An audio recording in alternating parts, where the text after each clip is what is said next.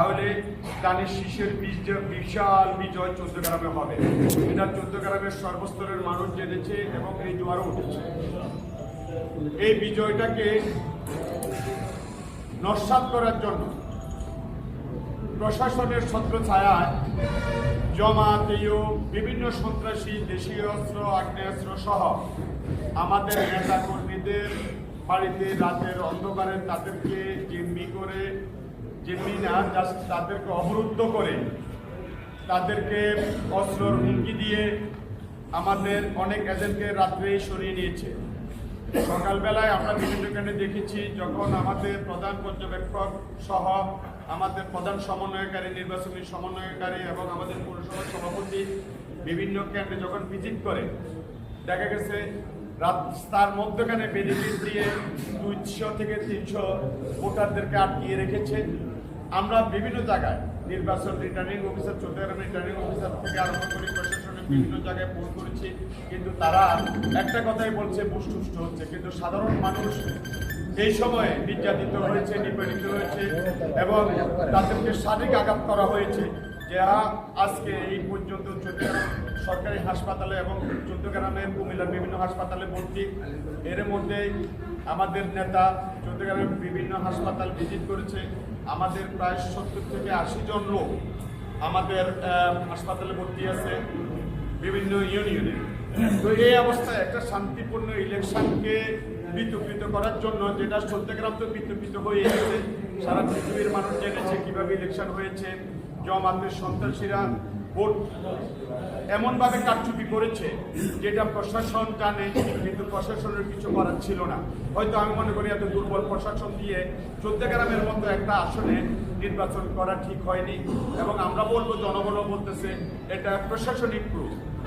যাই হোক, এরপরেও সারা বাংলাদেশে যে নির্বাচন হয়েছে, আমরা চৌদ্দগ্রাম উপজেলা বিএনপির পক্ষ থেকে আমাদের চৌদ্দগ্রাম ত্রয়োদশ জাতীয় সংসদ নির্বাচন দানের শীষের প্রতীকের প্রার্থী জনাব কামরুল পক্ষ থেকে দেশ নায়ক তারেক রহমান সহ যারা বিজয়ী হয়েছে তাদেরকে আমাদের পক্ষ থেকে ধন্যবাদ এবং অভিবাদন জানাচ্ছি এবং সাথে সাথে দেশ গড়ার কাজে সবাই স্বতঃস্ফূর্তভাবে অংশগ্রহণ করবেন এই প্রত্যাশা করছি।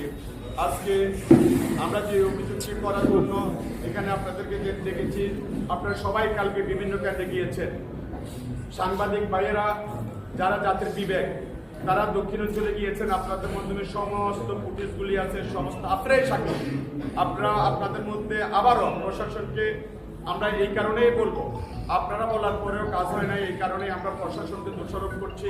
একপক্ষীয় প্রশাসন দিয়ে চৌদ্দগ্রাম নিরাপদ থাকবে এটা আমরা বিশ্বাস করি না। তারপরেও আমরা চাই যে চৌদ্দগ্রাম শান্তিতে থাকক।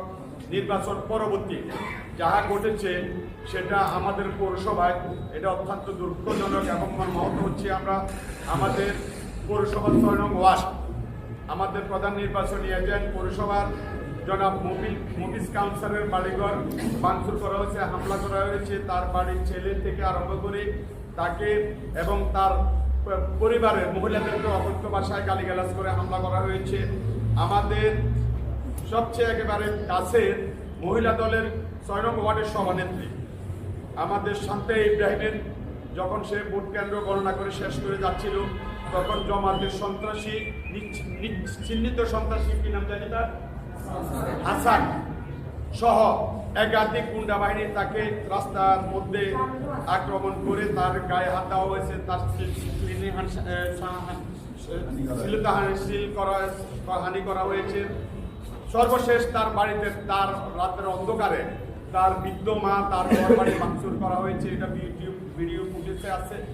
আমরা যদি চৌদ্দগ্রামে, যেমন আমাদের চৌদ্দগ্রাম এটা কি বলে 7 নং ওয়ার্ডের আমাদের অনেককে আহত করা হয়েছে, যেমন আনিস, তারপরে যাইয়া রামরা গ্রামের আমাদের লাদিন, আমাদের বশির আহমেদ, তারপরে যাইয়া উসমান এবং সাইফুদ্দিন সহ অনেককেই ভোটের পরেই রাতের অন্ধকারে তাদের উপর গুপ্ত হামলা করা হয়েছে।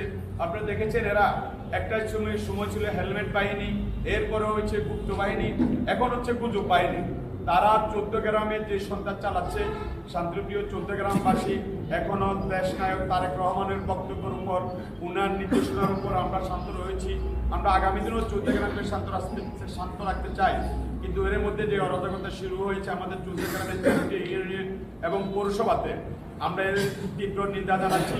পাশাপাশি আইনশৃঙ্খলা বাহিনীকে অনুরোধ করব, ইলেকশন যাই করেছেন, নির্বাচন পরবর্তী যে সহিষ্ণু ঘটনাগুলি ঘটছে এর দিকে যদি আপনারা নজরদার না দেন, এর প্রতিকার না করেন, আমাদের মামলাগুলি দেওয়া আছে, আমরা চাই এই মামলাগুলি আপনারা তদন্তের ভিত্তিতে সত্যিকার অর্থে যারা আসামি তাদেরকে আপনারা গ্রেফতার করবেন এবং চৌদ্দগ্রামকে শান্তির চৌদ্দগ্রাম হিসাবে আপনারা বজায় রাখার চেষ্টা করবেন। আমি শেষবার মতন অনুরোধ করব, আমাদের কোনো নেতা কর্মীর বাড়িতে যদি দ্বিতীয়বার আর একটা হামলা করা হয়, আমরা কিন্তু এর দাঁতভাঙ্গা জবাব দেওয়ার জন্য প্রস্তুত আছি। ইলেকশনকে সামনে রেখে আমরা অনেক কিছু করে নেই, কারণ আমাদের প্রতি নির্দেশনা ছিল ইলেকশন সুষ্ঠু এবং ফেয়ার হবে, তা হয় নাই, তাও মেনে নিয়েছি। আমরা বিজিত যারা বিজয় অর্জন করেছে সবাইকে অভিনন্দন এবং ধন্যবাদ জানাচ্ছি। আমাদের চৌদ্দগ্রাম যারা বিজয় অর্জন করেছে তাদের মনে জানা আছে তারা কিভাবে বিজয় অর্জন করেছে, তাদের কারচুপি তাদের জানা আছে, তাদের ভোট ডাকাতি জানা আছে। এই কারণে তারা চৌদ্দগ্রামবাসীকে এখনো ধন্যবাদ জানাতেও পারেনি। এরপরেও আমরা চাই ওনারা যেভাবে বিজয় হয়েছে, কিন্তু চৌদ্দগ্রাম মানুষ যাতে আগামীতে শান্তিতে থাকে, এটা সাংবাদিকবাদের মাধ্যমে দেশবাসী এবং কুমিল্লার সকল প্রশাসনকে, চৌদ্দগ্রামের প্রশাসনকে অনুরোধ করব, আর কোনো বিশৃঙ্খলা যদি ঘটে তাহলে এর জন্য আপনারা দায়ী থাকবেন। সবাইকে ধন্যবাদ। আসসালামু আলাইকুম ওয়া রাহমাতুল্লাহ।